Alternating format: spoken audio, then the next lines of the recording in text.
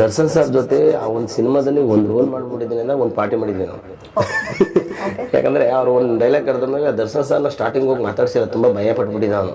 ಅಯ್ಯೋ ನಾನು ಹೋಗಿ ಮಾತಾಡ್ಸ್ಬೋದು ಅವ್ರು ಅಂತ. ದರ್ಶನ್ ಸರೇ ಮಾತಾಡ್ತಾರೆ ಅಂತ ಹೇಳಿದ್ದು ನನಗೆ. ನೀನ್ ನೋಡಿದಮ್ಮ ನಿನ್ ವಿಡಿಯೋಸ್ ಎಲ್ಲ ಯೂಟ್ಯೂಬ್ ಅಲ್ಲಿ ಹಂಗ ಅಂತ ಮಾತಾಡಿದಾಗ. ಹೌದು, ಸದಾಶಿವನಗರದಲ್ಲಿ ಒಂದ್ 4 ಬಂಗ್ಲೆ, 800 ಕೌಸು, ಫಾರ್ಮ್ ಹೌಸ್ ಎಲ್ಲ ಇದೆ, ಕುರಿಗಳೆಲ್ಲ ಇದೆ, ನಮ್ಮ ಅಪ್ಪಂದೊಂದು IT ಇದಿದೆ, ಫಾರ್ಮ್ ಇದೆ ಅಂತ ಎಲ್ಲ ಮಾತಾಡಿದ್ದ. ಬಟ್ ನಿಜವಾಗ್ಲೂ ಗಿಲ್ಲಿ ಪರಿಸ್ಥಿತಿ ಹೇಗಿದೆ, ಹಾಲೆಣ್ಣ ಅಥವಾ ಅವ್ರಿಗೆ ಏನ್ ಶಕ್ತಿ ಇದೆ ಅಂತ ತಿಳ್ಕೊಳ್ದೆ ಮಾತಾಡುವಂತವ್ರಿಗೆ ಏನ್ ಹೇಳ್ತಾರೆ? ಇಲ್ಲಿ ನೋಡಿ, ಈಗ ಅವ್ರಿಗೆ ಕರ್ನಾಟಕ ಜನತೆಗೆ ಅವ್ರನ್ನ ಸುಮಾರು ಜನ ಕಮೆಂಟ್ಲಿ ಹೇಳ್ತಾರೆ ಅವ್ರಿಗೆ.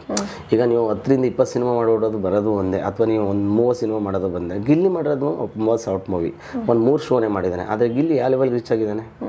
ಮೇನ್ ಇಂಪಾರ್ಟೆಂಟ್ ರೆಕಗ್ನೇಷನ್ ಅದಕ್ಕಿಂತ ಹೆಚ್ಚಾಗಿ ಟ್ಯಾಲೆಂಟ್ ಇಂಪಾರ್ಟೆಂಟ್ ಮೇಡಮ್. ಅದು ಆ ಟ್ಯಾಲೆಂಟ್ ಅವನು ಖಂಡಿತ ಇದೆ. ಬಟ್ ಆ ಥರ ಮಾತಾಡೋದು ಎಲ್ಲೋ ಒಂದು ಕಡೆ ಅವ್ರಿಗೆ ಸರಿ ಅನಿಸುತ್ತೆ, ಏನೋ ಗೊತ್ತಿಲ್ಲ ನನಗೆ. ಬಟ್ ಹಂಗೆ ಮಾತಾಡಿರೋದು ಎಲ್ಲೋ ಒಂದು ಕಡೆ ಮಾತಾಡಬಾರ್ದು ಅಂತ ನನಗೂ ಅನಿಸುತ್ತೆ. ನನಗೊಂದು ಡೌಟು, ಕಾಮಿಡಿ ಕಿಲಾಡಿಗಳು ಶೋಗೆ ಹೋಗೋಕ್ಕೆ ಮುಂಚೆ ಅವರು ಅಂದ್ರೆ ಬೆಂಗಳೂರಿಗೆ ಬಂದಾಗ, ಊರಿಂದ ಬೆಂಗಳೂರಿಗೆ ಬಂದಾಗ ಸೆಟ್ ಬಾಯ್ ಆಗಿ ವರ್ಕ್ ಮಾಡ್ತಿದ್ರು. ಅದೇ ಕಾಮಿಡಿ ಕಿಲಾಡಿಗೆ ಶಿವರಾಜ್ ಕೇರ್ಪೇಟೆ ನಯನ ಇದ್ದಂಥ ಟೈಮಲ್ಲಿ ಸೆಟ್ ಬಾಯ್ ಆಗಿ ಏನೋ ಮೊಳೆ ಹೊಡಿತಿದ್ರು ಅಂತ ಕೇಳ್ಪಟ್ಟಿದ್ದೀನಿ. ಅದು ಶೋನಲ್ಲೇ ನಾನು ನೋಡಿದ್ದು.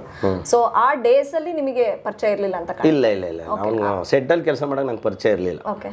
ಆ ಸೆಟ್ ಅಲ್ಲಿ ಕೆಲಸ ಮಾಡಿದ ಅನಂತರಕ್ಕೆ ಶಾರ್ಟ್ ಫಿಲ್ಮ್ ಶುರು ಮಾಡಿದ್ದ, ಅಥವಾ ಶಾರ್ಟ್ ಫಿಲ್ಮ್ ಎಲ್ಲ ಮಾಡ್ಕೊಂಡು ಬಂದು ಸೆಟ್ ವರ್ಕ್ ಶುರು ಮಾಡಿದ್ದ? ಅದೇನಾದ್ರೂ ಐಡಿಯಾ ಇದೆಯಾ? ಯಾಕೆಂದ್ರೆ ಡೈರೆಕ್ಷನ್ ಡಿಪಾರ್ಟ್ಮೆಂಟ್ಲಿ ಕೆಲಸ ಮಾಡಬೇಕು ಅಂತ ಬಂದ. ಡೈರೆಕ್ಷನ್ ಡಿಪಾರ್ಟ್ಮೆಂಟ್ಲಿ ಯಾರಿಗೂ ಪೇಮೆಂಟ್ ಇಲ್ಲ, ಅದು ನಿಮಗೂ ಗೊತ್ತಿರುತ್ತೆ. ಅದು ನಮಗೇನು ಅದು ಏನು ಬ್ಯಾಡ್ ಲಕ್ಕೋ ಸಮಥಿಂಗ್ ಏನೋ ಗೊತ್ತಿಲ್ಲ ನನಗೆ. ಯಾಕಂದ್ರೆ ಕ್ರಿಯೇಟರ್ಸ್ ಅನ್ನೋದೇ ಡೈರೆಕ್ಟ್ರು. ಒಂದು ಸಿನಿಮಾ ಸೂಪರ್ ಹಿಟ್ ಆಗೋ ಕಾರಣ ಅಥವಾ ಒಂದು ಒಳ್ಳೆ ಟೀಮ್ ಕಟ್ಟೋ ಕಾರಣ ಡೈರೆಕ್ಟ್ರೆ. ಆ ಡಿಪಾರ್ಟ್ಮೆಂಟ್ಗೆ ಎಷ್ಟೋ ಜನಕ್ಕೆ ಪೇಮೆಂಟ್ ಕೊಡಲ್ಲ. ಅವನೇನು ಮಾಡ್ಬಿಡ್ತಿದ್ದ, ಸೆಟ್ ಡಿಪಾರ್ಟ್ಮೆಂಟ್ಗೆ ಹೋಗಿ ಕೆಲಸ ಮಾಡಿದ್ರೆ ಅಟ್ಲೀಸ್ಟ್ ದುಡ್ಡು ಬರ್ತಿತ್ತು. ಆ ದುಡ್ಡು ಇಟ್ಕೊಂಡು ಅವನೇ ಶಾರ್ಟ್ ಮೂವಿ ಮಾಡ್ದ. ಒಂದು 2ರಿಂದ 3 ಶಾರ್ಟ್ ಮೂವೀಸ್ಗೆ ಅವನೇ ಮಾಡ್ದ. ಅದಾದ್ಮೇಲೆ ನಮಗೆ ಸುಷ್ಮಾ ಮ್ಯೂಸಿಕ್ ಅಂತೇಳಿ ಯೂಟ್ಯೂಬ್ ಚಾನಲ್ ಇದೆಯಲ್ಲ, ಧಮಕ ಪ್ರೊಡ್ಯೂಸರ್ ಸುನಿಲ್ ಸರ್ ಅಂತೇಳಿ, ಅವರು ನಮಗೆಲ್ಲ ಫೈನಾನ್ಸಲ್ಲಿ ಸ್ವಲ್ಪ ಸಪೋರ್ಟ್ ಮಾಡ್ತಾ ಇದ್ರು. ಅವ್ರ ಫೈನಾನ್ಸಲ್ಲಿ ಸಪೋರ್ಟ್ ಮಾಡಿದಾಗಲೇ ನಾವು ನಲ್ಲಿ ಮುಳೆ, PO2, ರಾಂಕ್ಷೇರ್ ರಂಗನಾಥ, ರೋಲೆಕ್ಸ್ ರಾಜಣ್ಣ ಇದನ್ನೆಲ್ಲ ಮಾಡಿದ್ದು ನಾವು. ಓಕೆ ಸರ್, ಸೂಪರ್ ಸ್ಟಾರ್ ಅಂತ ಒಂದು ಸಿನಿಮಾ, ಆ ಸಿನಿಮಾನೇ ಫಸ್ಟ್ ಗಿಲ್ಲಿ ಅವರು ಫುಲ್ ಫ್ಲೆಡ್ಜ್ ಆಗಿ ಹೀರೋ ಆಗಿರೋ ಸಿನಿಮಾ. ಸೂಪರ್ ಸ್ಟಾರ್ ಅಂತ ಒಂದು ರೀಸೆಂಟ್ ಆಗಿ ಒಂದು ಟೀಸರ್ ಲಾಂಚ್, ಟ್ರೈಲರ್ ಲಾಂಚ್ ಆಯ್ತು. ಸೂಪರ್ ಹಿಟ್ ಇರಬೇಕು. ಸಾರಿ, ಸೂಪರ್ ಹಿಟ್ ಸಿನಿಮಾ. ಸೊ ಅದಕ್ಕೆ ಹೀರೋ ಆಗಿರೋದ್ರ ಬಗ್ಗೆ ಅಂದ್ರೆ ನೀವೆಷ್ಟು ಬ್ಯಾಕ್ ಎಂಡ್ ಅಲ್ಲಿ ಮೇನ್ ಹೀರೋ ಅಟ್ಲೀಸ್ಟ್ ಅವನು ಆಗಿಲ್ಲ ಅಂತ ಅನ್ಸುತ್ತೆ. ಯಾಕಂತ ಹೇಳಿದ್ರಲ್ಲಿ ಇನ್ನೊಬ್ರು ಇದ್ದಾರೆ, ಯಾರು ನಮ್ಮ ಇವ್ರು ಯಾರಿದ್ದಾರೆ, ಎಸ್ಪೆಷಲಿ ಗಿಲ್ಲಿ ನಟ ಇದ್ದಾನೆ, ಆಮೇಲೆ ನೆಕ್ಸ್ಟ್ ಗೌರವ್ ಶೆಟ್ಟಿ. ಈಗ 3 ಜನ ಇದ್ದಾರೆ. ಅದಲ್ಲಿ ಗಿಲ್ಲಿ ನಟ ಆ ಥರ ಸಿನಿಮಾದಲ್ಲಿ ಒಂದು ಒಳ್ಳೆ ಮೇನ್ ರೋಲ್ ಮಾಡಿದ್ದಾನೆ ಅನ್ನೋದ್ರೆ ತಪ್ಪಾಗ್ಲಾರದು. ಬಟ್ ಅದನ್ನ ಹೀರೋ ಅಂತ ಹೇಳೋಕ್ಕಾಗಲ್ಲ. ಹೀರೋ ಅಂದ್ರೆ ಒಂದೇ ಪ್ರೇಮಲ್ಲಿ ಬರ್ತಾನೆ ಅಂತ ಹೇಳಿದ್ರೆ ಒಂದೇ ಸಿನಿಮಾದಲ್ಲಿ ಮಾಡ್ತಾನೆ, ಅವನು ಒಬ್ಬನೇ ಹೀರೋನಾಗಿದ್ರೆ ಅದನ್ನು ಬಿಂಬಿಸ್ಬೋದು. ಇದೆಲ್ಲರೂ ಇದ್ದಾರೆ ಟೀಮಲ್ಲಿ. ಇಂಟ್ರೊಡಕ್ಷನ್ ಅಂತ ಹೇಳಿ ಹೇಳ್ಬೋದು ಅಷ್ಟೇ. ಓಕೆ, ಯಾವತ್ತಾದ್ರೂ ನಾನು ಹೀರೋ ಆಗಬೇಕು ಹಿಂಗಿರುತ್ತೆ ನನ್ನ ಜರ್ನಿ, ಅಥವಾ ಅದ್ರ ಬಗ್ಗೆ ಏನಾದರೂ ಗಿಲ್ಲಿ ನಿಮ್ಮ ಜೊತೆ ಇದೇ ಮನೇಲಿ ಕೂತ್ಕೊಂಡು ಡಿಸ್ಕಷನ್ ಮಾಡಿದ್ದಿದೆಯಾ? ನಾವು ಸಿನಿಮಾಸಲ್ಲಿ ಕಾನ್ಸೆಪ್ಟ್ ಡಿಸ್ಕಷನ್ ಮಾಡ್ಬೇಕಾದ ಅಥವಾ ಡೈಲಾಗ್ ಬರೀಬೇಕಾದಾಗ ನಾವು ಒಂದು ಒಳ್ಳೆ ಕಂಟೆಂಟ್ ಮಾಡಬೇಕಷ್ಟೇ. ನಮ್ಮ ಮೈಂಡ್ ಸೆಟ್ಟು ಸಿನಿಮಾದಲ್ಲಿ ಹೀರೋ ಆಗ್ತೀನಿ, ಅದು ಆಗ್ತೀನಿ ಅಂತ ಯಾವತ್ತೂ ಅನ್ಕೊಂಡಿಲ್ಲ ಅವನು. ಸೊ ಆ ಥರದ್ದು ಯೋಚನೆ ಮಾಡಿರಲಿಲ್ಲ ನಾನು. ಬಟ್ ಆ ಥರದ್ದು ಆ ಥರದೊಂದು ಕೆಪಾಸಿಟಿ ಈಗ ಬಂದಿದೆ ಅಂತ ಅನ್ಸುತ್ತೆ. ಖಂಡಿತ ಅವ್ನು ಮಾಡಲಿ. ಓಕೆ, ಡೆವಿಲ್ ಸಿನಿಮಾ ನೋಡಿದ್ರಾ? ಖಂಡಿತ ನೋಡಿದೆ ಮೇಡಮ್. ಓಕೆ, ನಂಗೆ ತುಂಬಾ ಇಷ್ಟ ಆಯ್ತು ಅದು. ಸೊ ಹೇಗೆ ಅನಿಸುತ್ತೆ ಸರ್, ಬಿಗ್ ಸೂಪರ್ ಸ್ಟಾರ್ ಸಿನಿಮಾದಲ್ಲಿ ನಿಮ್ಮ ಗೆಳೆಯ ಗಿಲ್ಲಿ ಇದ್ದಿದ್ದು? ನನಗೆ ಅದು ಸುಮಾರು ಸರಿ ನಾವು ಎಷ್ಟೋ ಕಡೆ ಇಂಟರ್ವ್ಯೂ ಹೇಳಿದ್ದೀನಿ ನಾನು. ದರ್ಶನ್ ಸರ್ ಜೊತೆ ಆ ಒಂದು ಸಿನಿಮಾದಲ್ಲಿ ಒಂದು ರೋಲ್ ಮಾಡಿಬಿಟ್ಟಿದ್ದೀನಿ ಅಂದರೆ ಒಂದು ಪಾರ್ಟಿ ಮಾಡಿದ್ವಿ ನಾವು. ಯಾಕಂದರೆ ಅವ್ರು ಒಂದು ಡೈಲಾಗ್ ಕರೆದಾಗ ದರ್ಶನ್ ಸರ್ನ ಸ್ಟಾರ್ಟಿಂಗ್ ಹೋಗಿ ಮಾತಾಡ್ಸಿಲ್ಲ, ತುಂಬ ಭಯ ಪಟ್ಬಿಟ್ಟಿದ್ದ ಅವನು. ಅಯ್ಯೋ ನಾನು ಹೋಗಿ ಮಾತಾಡ್ಸ್ಬೋದು ಅವರು ಅಂತ. ದರ್ಶನ್ ಸರೇ ಮಾತಾಡ್ತಾರೆ ಅಂತ ಹೇಳಿದ್ದು ನನಗೆ. ನೀನು ನೋಡಿದಮ್ಮ ನಿನ್ನ ವೀಡಿಯೋಸ್ ಎಲ್ಲ ಯೂಟ್ಯೂಬಲ್ಲಿ ಹಂಗೆ ಅಂತ ಮಾತಾಡಿದಾಗ ಅದು ಸಿಕ್ಕಾಪಟ್ಟೆ ಖುಷಿ ಆಗ್ಬಿಟ್ಟಿದ್ದ ಅವನು. ಸೊ ಅದು ನಮಗೆ ಎಲ್ಲೋ ಒಂದು ಕಡೆ ಅದು ಮರೆಯೋಕ್ಕಾಗಲಿ ಅಂತ ಒಂದು ಘಟನೆ. ಜೊತೆಗೆ ಅದು ಆ ಲೈಫ್ ಲಾಂಗ್ ಒಂದು ಸ್ವೀಟ್ ಮೆಮೊರಿ ಬಿಡಿ ಗಿಲ್ಲಿಗೆ ಅದು. ಸೊ ಹಾಗಾಗಿ ಆ ಡೈಲಾಗು ಮತ್ತು ಆ ಥರದ್ದೆಲ್ಲ ಕೆಪಾಸಿಟಿ ಇದೆ ಮೇಡಮ್. ನೀವು ನೋಡಿದ್ರಲ್ಲ ಟಿವಿಲು. ಸೊ ಆ ಥರದ ಕೆಪಾಸಿಟಿ ಇದೆ ಆರ್ಟಿಸ್ಟ್. ಒಳ್ಳೆ ನಟ ಆಗಿ ಬೆಳೀತಾನೆ ಅವನು. ಓಕೆ, ಗಿಲ್ಲಿ ಮನೆಗೆ ಹೋಗಿದ್ದೀರಾ ಸರ್? ಅವ್ರ ಹಳ್ಳಿಗೆ ಹೋಗಿದ್ದೀರಾ? ಖಂಡಿತ ಹೋಗಿದ್ದೀನಿ ಮೇಡಮ್. ಯಾಕೆ ಪ್ರಶ್ನೆ ಕೇಳ್ತಿದ್ದೀನಿ ಅಂದ್ರೆ, ಹೌದು, ಸದಾಶಿವನಗರದಲ್ಲಿ ಒಂದು 4 ಬಂಗ್ಲೆ, 800 ಕೌಸು, ಅಂದ್ರೆ ಅವ್ರ ಎದುರುಗಡೆ ರಿಷಾ ಅಂತ ಒಬ್ರು ಇದ್ರು ಬಿಗ್ ಬಾಸ್ ಮನೇಲಿ.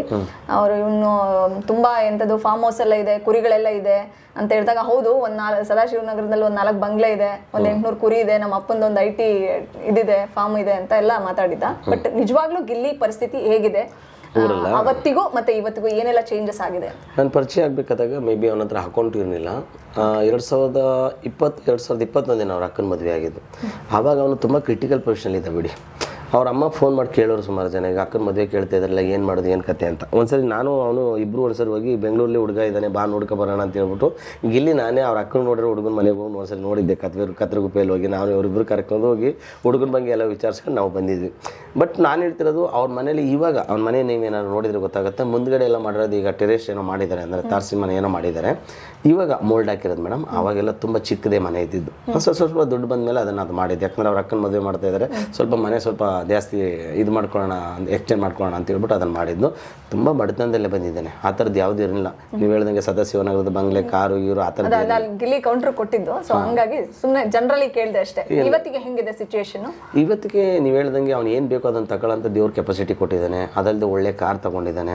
ಆಮೇಲೆ ಕಾರ್ ತಗೊಂಡಿದ್ದ ಉದ್ದೇಶಗಳು ಬೇರೆ ಇದೆ. ಜೊತೆಗೆ ಇನ್ನೊಂದೇನಪ್ಪ ಅಂದರೆ ನಾನೇ ಅವ್ನ ಮನೆ ಮಾಡಿಕೊಟ್ಟಿದ್ದು. ಅವ್ನ ಮನೆ ಹುಡುಕಿರ್ಲಿಲ್ಲ, ಕಾರ್ ನಿಲ್ಸೋಕ್ಕೂ ಜಾಗದಿಲ್ಲ, ಫುಲ್ ಬಿಸಿ. ಸರ್ ನಾನು ಫ್ರೀ ಇಲ್ಲ, ನೀವೇ ಹುಡುಕ್ಬಿಡಿ ಮನೇನ ಅಂತ ಹೇಳಿದ್ರೆ ನಾನೇ ಹೋಗಿ ಹುಡುಕಿ ಆಮೇಲೆ ಹೋಗಿ ಅಡ್ವಾನ್ಸ್ ಕೊಡಿಸಿ ಅವ್ನ ಮನೇಲಿ ಹಾಲು ಉಕ್ಸಿ ಇಲ್ಲಿ ನನಗೆ. ಯಾಕಂದ್ರೆ ಅವ್ನ ಮನೆ ನೋಡಿದಾಗ ಒಂದು ವೈಬ್ರೇಷನ್ ಆಯಿತು ಒಳಗಡೆ ಹೋಗಿ ನುಗ್ಗದೇಟ್ಗೆ, ಮನೆ ಚೆನ್ನಾಗಿದೆಯಲ್ಲ ಇದು ಅಂತ ಹೇಳ್ಬಿಟ್ಟು. ಯಾಕಡೆ ನೋಡಿದೆ ಅದು ವಾಸ್ತು ಪ್ರಕಾರ ತುಂಬ ಚೆನ್ನಾಗಿತ್ತು. ಗಿಲ್ಲಿ ಈ ಮನೆ ಬಿಡಬೇಡಮ್ಮ, ನೀವು ಇದೇ ಮಾಡು ಅಂತ ಹೇಳ್ಬಿಟ್ಟು ನಾನೇ ಹೋದೆ.